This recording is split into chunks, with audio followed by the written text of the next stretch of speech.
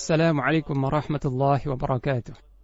Alhamdulillah, wassalatu wassalamu ala rasulillah wa ala alihi wa sahbihi wa man ittaba'a hudah. Pendengar yang dirahmati Allah, pada kesempatan ini kita akan membahas tafsir surah Asy-Syura ayat yang ke-49 dan 50 yang bertemakan Allah subhanahu wa ta'ala dialah yang memberikan anak kepada siapa saja yang dia kehendaki. Anak adalah anugerah yang diberikan Allah subhanahu wa ta'ala kepada hamba-hambanya yang dikehendakinya. Suatu anugerah yang membuat pasangan suami istri semakin bertambah bahagia. Kebahagiaan yang tak dapat dinilai dengan harta. Sudah sepantasnya pasangan suami istri bersyukur kepada Allah subhanahu wa ta'ala atas anugerah ini. Allah ta'ala berfirman dalam surah Asy-Syura ayat yang ke-49 dan 50. Lillahi mulkus samawati wal ard.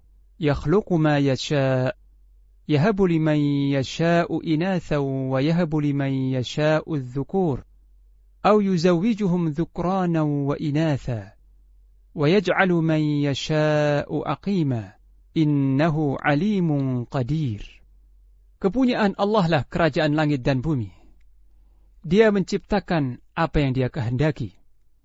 Dia memberikan anak-anak perempuan kepada siapa yang dia kehendaki dan memberikan anak-anak lelaki kepada siapa yang dia kehendaki. Atau dia menganugerahkan kedua jenis laki-laki dan perempuan kepada siapa yang dikehendakinya. Dan dia menjadikan mandul siapa yang dia kehendaki. Sesungguhnya dia maha mengetahui lagi maha berkuasa. Pendengar rahimakumullah, mengenai ayat ini, Imam Ibnu Katsir rahimahullah berkata, Allah Ta'ala memberitakan bahwa dialah pencipta langit dan bumi, penguasa keduanya, dan pengatur apa yang ada di dalam keduanya. Sesungguhnya, segala sesuatu yang dikehendakinya niscaya terjadi, dan apa yang tidak dikehendakinya niscaya tidak terjadi. Sesungguhnya, dia memberikan kepada siapa saja yang dikehendaki, dan mencegah kepada siapa saja yang dia kehendaki. Tidak ada yang mampu mencegah segala sesuatu yang dia berikan, dan tidak ada yang mampu memberi terhadap segala sesuatu yang dia cegah. Sesungguhnya dia menciptakan apa saja yang dia kehendaki. Firman Allah Ta'ala, dia memberikan anak-anak perempuan kepada siapa saja yang dia kehendaki. Maksudnya, dia menganugerahkan anak-anak perempuan saja. Imam Al-Baghawi berkata, seperti yang dialami oleh Nabi Lut alaihissalam. Yakni, Allah menganugerahkan kepada Lut alaihissalam anak-anak perempuan saja. Adapun firman Allah Ta'ala yang maknanya, dan dia memberikan anak laki-laki kepada siapa saja yang dia kehendaki, maksudnya, dia menganugerahkan anak-anak laki-laki saja. Al-Baghawi berkata, seperti yang dialami oleh Nabiullah Ibrahim alaihissalam, Khalilullah, kekasih Allah. Dia tidak memiliki anak perempuan. Kemudian firmannya, atau dia memberikan kepada mereka kedua jenis laki-laki dan perempuan tersebut. Yakni, Allah menganugerahkan kepada siapa saja dari sebagian manusia kedua jenis tersebut, yaitu anak laki-laki dan perempuan. Al-Baghawi berkata, seperti yang dialami oleh Nabi Muhammad sallallahu alaihi wasallam. Kemudian firman-Nya, dan dia menjadikan mandul kepada siapa saja yang dia kehendaki, yakni tidak mempunyai keturunan. Al-Baghawi berkata, seperti yang dialami oleh kedua nabi, yaitu Yahya dan Isa alaihi wassalatu wassalam. Dengan demikian, Allah membagi manusia menjadi 4 kelompok. Di antara mereka, ada yang dianugerahi anak-anak perempuan saja. Di antaranya, ada yang dianugerahi anak-anak laki-laki saja. Di antara mereka, ada yang dianugerahi kedua jenis, yaitu anak laki-laki dan perempuan.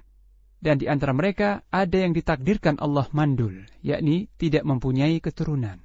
Adapun firman Allah Ta'ala, Innahu alimun qadir, sesungguhnya dia maha mengetahui lagi maha berkuasa. Maksudnya, dia mengetahui siapa yang berhak dan layak dari masing-masing kelompok tersebut mendapatkan anugerahnya. Dan dia maha berkuasa, yakni berkuasa kepada siapa saja yang dikehendaki untuk menjadikan manusia berbeda-beda dalam masalah keturunan. Pendengar yang budiman, jika seorang anak beramal saleh, maka kedua orang tuanya akan memperoleh pahala, meskipun sang anak belum mencapai usia baligh. Ketahuilah, wahai setiap ayah dan bunda, saat anakmu melantunkan ayat-ayat suci Al-Quran, maka engkau pun mendapat pahala dari bacaan Al-Quran tersebut. saat anakmu menunaikan ibadah puasa di bulan Ramadan, niscaya engkau pun mendapat pahala puasa Ramadan. Bahkan setiap kali anakmu melakukan amal saleh, niscaya engkau sebagai orang tuanya akan memperoleh manisnya pahala tersebut. Imam Muslim meriwayatkan dalam sahihnya dari Abdullah bin Abbas radhiyallahu anhuma bahwa ada seorang wanita yang mengangkat agak tinggi anaknya agar terlihat. Seraya bertanya, "Wahai Rasulullah, apakah anak ini boleh melakukan haji?" Maka beliau menjawab, "Ya, dan pahalanya untukmu." Hadis riwayat Imam Muslim. Ketahuilah, pada saat seseorang meninggal, maka harta yang melimpah telah menjadi milik ahli warisnya. Istri yang cantik atau suami yang tampan telah ditinggalkannya.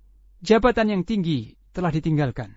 Semua perhiasan dunia yang menjadi miliknya tidak lagi menemaninya di alam kubur yang gelap gulita. Maka sungguh sangat beruntung dan berbahagia seorang yang ketika meninggal dunia, dia meninggalkan sebuah harta simpanan yang sangat berharga, yaitu anak yang saleh. Orang itu akan berada di alam kuburnya, sementara anak itu beramal saleh, sehingga ia pun mendapatkan pahala dari anak tersebut. Imam Muslim meriwayatkan bahwa Rasulullah sallallahu alaihi wasallam bersabda, "Idza matal insanu inqata'a anhu 'amaluhu illa min thalathah, illa min sadaqatin jariyah, aw ilmin yuntafa'u bih, aw waladin salihin yad'u lah." Jika seorang manusia meninggal, maka terputuslah amal kebaikannya, kecuali 3 perkara, yaitu sedekah jariyah, ilmu yang bermanfaat, dan anak saleh yang mendoakannya. Karena anak saleh pulalah derajat kedua orang tua akan naik di surga. Sebagaimana telah kita maklumi bahwa surga memiliki tingkatan-tingkatan yang sangat banyak. Seorang hamba memasuki surga dan menempati tingkatan di surga berdasarkan keimanan dan amal saleh yang diperbuatnya ketika di dunia. Barang siapa memiliki keimanan yang kuat dan amal saleh yang banyak, niscaya ia akan memasuki tingkatan yang tinggi di surga. Nah, ketika seorang hamba memasuki surga di tingkatan tertentu, sedangkan ia memiliki anak saleh yang senantiasa mendoakannya, memohonkan ampunan untuknya, maka tingkatannya di surga naik ke tingkatan yang lebih tinggi. Rasulullah sallallahu alaihi wasallam pernah bersabda, derajat seseorang yang meninggal dunia ditinggikan dan diangkat. Lalu dia berkata, "Wahai Rabbku, dari manakah ini? Yani, dari manakah aku mendapatkan tingkatan yang tinggi di surga ini?" Maka Allah Ta'ala menjawab, "Bistighfari waladika lak." Karena istighfarnya anakmu untukmu. Yani, karena anakmu senantiasa beristighfar, memohonkan ampunan kepada Allah untukmu. Hadis riwayat Al-Bukhari. Pendengar yang budiman, beberapa keutamaan anak soleh tersebut seharusnya menjadi motivasi besar bagi keluarga-keluarga muslim untuk mendidik, mengarahkan, dan mencetak putra-putrinya menjadi putra-putri dan generasi yang saleh lagi mendambakan surga.